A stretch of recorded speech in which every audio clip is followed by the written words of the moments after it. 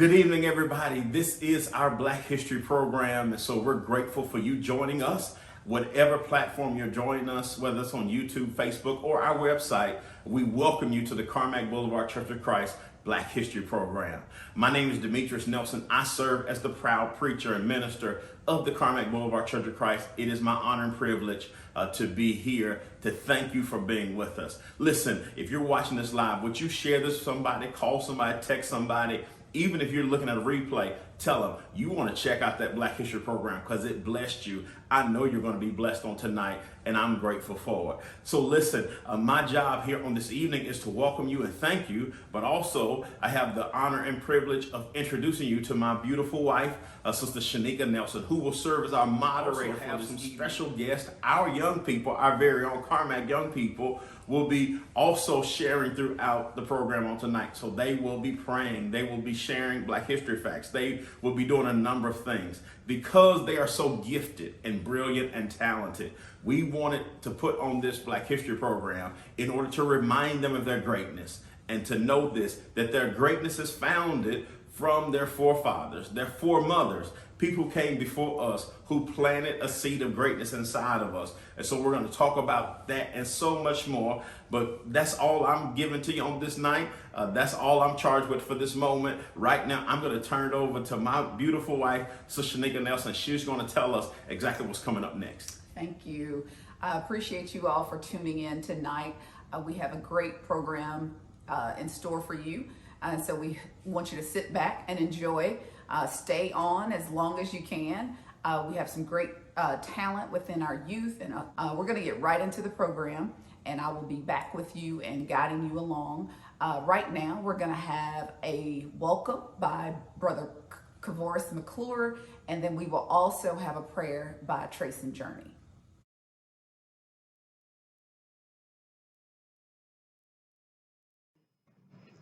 Thank you for tuning into our Black History program today. We hope that you see or hear something that will help you understand how important Black history is for the young, the old, for all raised to learn or remember our history. Carter G. Woodson stated that real education means to inspire people to live more abundantly, to learn to begin with life as they find it, and make it better. We hope this program makes you better.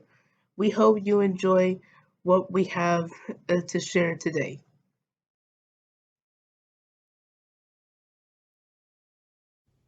Good evening, church. Tonight I want to start off with a prayer, so please bow your heads. Dear God, thank you for this day and everything that you've given us. Please help the poor and the sick and the people in the hospital. And dear Lord, I hope everybody makes it home safely tonight, and hope everybody is doing well and feeling well and free of COVID. And dear Lord, I hope everybody enjoys the Black History program that the church has prepared for us. In Jesus' name I pray. Amen. Thank you, Kavoris, for the welcome, and thank you, Trayson, for the prayer. We do this program each year at Carmack in hopes that our students will learn about our Black history. And for some of us who don't know, we get to learn as well, or some that can remember our Black history. Some of our Carmack students have agreed to be a part, and we want to thank them. We will have Layla giving a autobiography of Ella Josephine Baker. We will have Jashelle, who will be giving a biography of Mary Bethune. Ashley, who will be giving us a poem by Lucille Clifton, and then Braxton, who will be giving us a biography of Fritz Poehler. Thank you. Hello, my name is Layla Nyana, and today I will be reading to you about Ella Josephine Baker. One of the most important African American leaders of the 20th century, and perhaps the most influential woman in the civil rights movement, Ella Baker was an activist whose remarkable career spanned 50 years and touched thousands of lives. She worked to promote human and civil rights. She was involved in more than 30 major political campaigns and organizations. Her influence on the younger generation of activists earned her the nickname Fundi, a Swahili word that means a person who teaches a craft to the next generation. Ella Josephine Baker, sometimes called Ella Jo, was born on December 13, 1903, in Norfolk, Virginia. She was raised in North Carolina and her mother was an important influence on Baker. She taught her daughter the importance of an education, of helping people, and of being a strong woman. Baker carried these lessons with her throughout her life.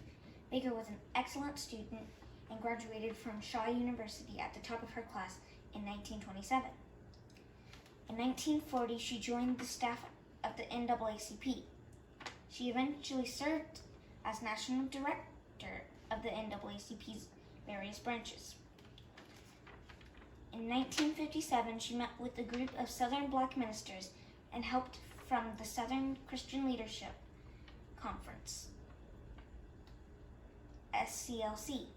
Martin Luther King Jr. served as the SCLC's first president, and Baker was its director.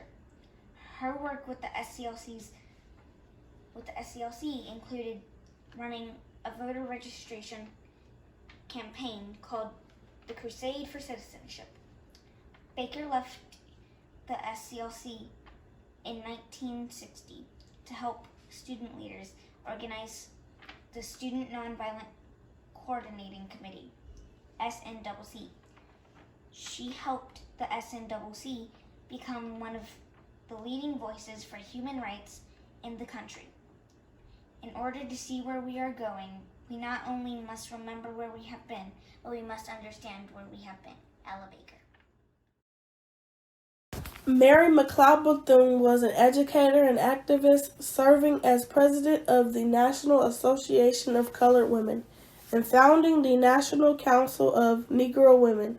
She knew that education was key, but she also knew it was difficult for young black children to achieve, particularly in the segregated South. After struggling to go to school and support her family, she became an educator and in 1904 founded the Daytona Educational and Industrial Institute for Girls, which later became Daytona's Cookman College.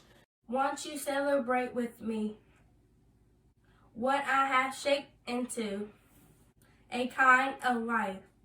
I had no motto, born and battle line. What did I see? To be accepted with myself. I made it up here on this bridge between stars and climb. My one hand hold me, my other hand come. Celebrate with me that every day something has tried to kill me and has failed. Hallelujah. Fritz Poehler, one of the first black football players in the NFL. He went to Brown University and was one of only 2 black students there. In 1915, he was the first black player at Brown. He led his team to the Rose Bowl. In 1920, Poehler became one of the first African American players allowed to play in the National Football League. He led his team to the league's first championship. Poehler quickly found himself juggling his running back duties with the newly added responsibility of being a head coach in the NFL, another African American first. Poehler gave us the opportunity of a better life by becoming a professional athlete. We hope you enjoyed our students and the effort that they put in to share more of our Black history. Another reason why we do this is Sister Annie would come up to me throughout the year and she'd say, hey, I got some stuff for the Black History program that we're gonna do in February. And so one thing about Sister Annie that was always, I should have gotten used to it, but it always would catch me off guard. Every time we had a program, she would come up to me and say, hey, I got somebody else to put on the program the day of. But it always worked out so beautifully. And so in honor of Sister Annie, we have Alexis Nelson, who is going to be coming up, and she's going to be doing a poem that Sister Annie performed for us one year. After Alexis, we will have Trayson come up, and he will be doing a video biography of Granville Woods. After Trayson, you will have Tristan come up, and he's going to be sharing some words of encouragement to our youth. And after Tristan, you will find Aidan Nelson, who will be giving us a journey through music. Hey everyone, it's Alexis Nelson, and I'm going to be reading Ain't I a Woman by Sojourner Truth. That man over there says women need to be helped into carriages and over ditches and have the best place to everywhere.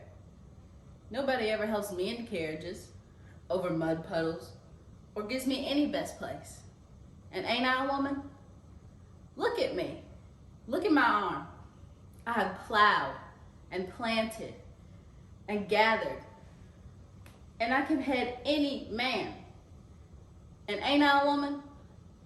I could work as much and eat as much as any man when I could get it, and bear the lash as well. And ain't I a woman? I have borne 13 children and seen most all sold off into slavery. And when I cried out my mother's grief, none but Jesus heard me. And ain't I a woman? Then they talk about this thing in the head. What's this they call it? That's right, baby. What's it got to do with woman's or Negro's rights? If my cup won't hold a pint, but yours holds a quart, wouldn't you be mean not to let me have my half measure full? Then that little man in the black there, he says women can't have as much rights as men, because Christ wasn't a woman. Where did your Christ come from? Where? From God and a woman. Man had nothing to do with him. If the first woman God ever made was strong enough to turn the whole world upside down, these women ought to be able to turn it right back and get it right upside again. And now they's asking to do it, and the men better let them. Obliged to you for hearing me, and now old Sojourner Truth ain't got nothing left to say. I don't know if you guys remember this, but a few years ago, Sister Annie Harrison read this exact poem, and I feel like there are a few lessons that she wanted us to learn. First, that black women are so strong, they're just super strong, and even though they have this sense of strongness, they're still women. They still have feelings, emotions. They want to be pampered. They want to be taken to the nail spa, and we have to remember that. Secondly, the historical context behind it. This was during slavery, and no, women were not treated equally, black women or any race of women. And Sojourner Truth was fed up with it because she was doing the exact, if not more, same work as a man could do, and still wasn't treated as an equal. And lastly, that Sojourner Truth's message still holds true today. She's Serena Williams, probably the greatest athlete of all time. In her pregnancy, she was pleading with the doctors, telling them that there was something wrong with her body. She's in pain, and they would not listen to her. She almost died because they weren't listening to her, until she forced them to put a test on her, and they realized there was something wrong with her. And that kind of thinking is so counterproductive to us black women, and it hurts us because it could potentially kill us. So we need to respect our women, appreciate black women, and listen to them. So that's all I got. Good evening, church. Tonight I would like to start off by telling you about an African-American inventor named Granville T. Woods. Granville T. Woods was born on April 23rd, 1856, and passed on January 30th, 1910. Granville was one of America's greatest electrical engineers. He was not allowed to finish elementary school. He patented over 100 electrical and mechanical inventions. Woods had many patents bought by General Electric, Westinghouse, Bell, and Thomas Edison. He successfully sued Thomas Edison in court for stealing his patents on 2 occasions. Granville was the inventor of the telephone transmitter, the railway system, subway system, and roller coaster, and many more. Hi, I'm Tristan Conger, and today I'm here to give a word of encouragement to all my young black teenagers. As a young black teenager in America, we face many challenges, from gang violence to police brutality. When we step out into the world, we have to watch every move we make. Today, we are faced with a global pandemic that is impacting our education. Through all these challenges, we have God. As we continue to face challenges and we have to stay faithful and put our trust in God. Don't lose focus and stay on your path. If you stay on your path, you will get to where you need to go. Work hard and stay educated. Strive for greatness in everything you do. Stay blessed and happy Black History Month. Music gives soul to the universe, wings to the mind, flight to the imagination, and light to everything. Throughout the years, African Americans have been disenfranchised and oppressed. But through all these things, they took their pain and put it towards something productive. Today we hear about some well-known singers like Sam Cooke, my personal favorite. I sing in the shower sometimes. I was born by the river in a little tent. Oh, just like the river, I've been running ever since. And some not so well known, like Dr. Don Shirley. Sam Cooke was born in Clarksdale, Mississippi. As an early child, he joined the Soul Stirrers before going solo and producing hit songs like You Send Me and The Change Is Gonna Come, Cupid, Wonderful World, Chain Gang, Twisting the Night Away, Bring It On Home, and Good Times. Cooke's pioneering contributions to soul music contribute to the rise of Aretha Franklin, Bobby Womack, Al Green, Curtis Mayfield, Stevie Wonder, Marvin Gaye, Billy Preston, and popularized the works of Otis Redding and James Brown. The next person I'll be talking about is Dr. Don Shirley. Dr. Don Shirley was born in Pensacola, Florida. Although he did not achieve recognition in his early career playing traditional classical music, he found success with his blending of various musical traditions. During the 1960s, Shirley went on a number of concert tours, some in the Deep South. For a time, he hired a New York nightclub bouncer, Tony Lip, as his driver and bodyguard. Their story was dramatized in the 2018 film, Green Book. Through all these things, we overcame hatred, racism, and injustice. But in Maya Angelou's famous words, leave behind the nights of terror and fear I rise. Into the daybreak that's wondrously clear, I rise. Bringing the gifts that my ancestors gave, and I am the dream and the hope of a slave. I rise, I rise, I rise. I have been blessed by this time we spent today. And look at our young people. Aren't they brilliant? Aren't they amazing? Listen, next time you see them, would you let them know how proud we are? This has been an extremely good, wonderful, extravagant, can I give you another adjective? Stupendous Black History program. And so I hope you have been blessed as much as I have. All we got left now is for Javez Sharp to lead us in prayer and close us out. Listen, I'm thankful that you joined us. If you know somebody, some young person who need to hear this, who need to be a part of this, would you share this with them? Send them the link. Send them the YouTube link. Tell them to get on Facebook. Actually, most young people, they just Instagram and Snapchat. So you're going to have to click that YouTube link and send it to them that way. But make sure they get this information. A mind is a terrible thing to waste. And we have to make sure that our young people have their minds sharpened and they know just how important they are to culture and to the entire world. Thank you for being with us tonight. I'm going to turn it over to Javez. He's going to close in prayer.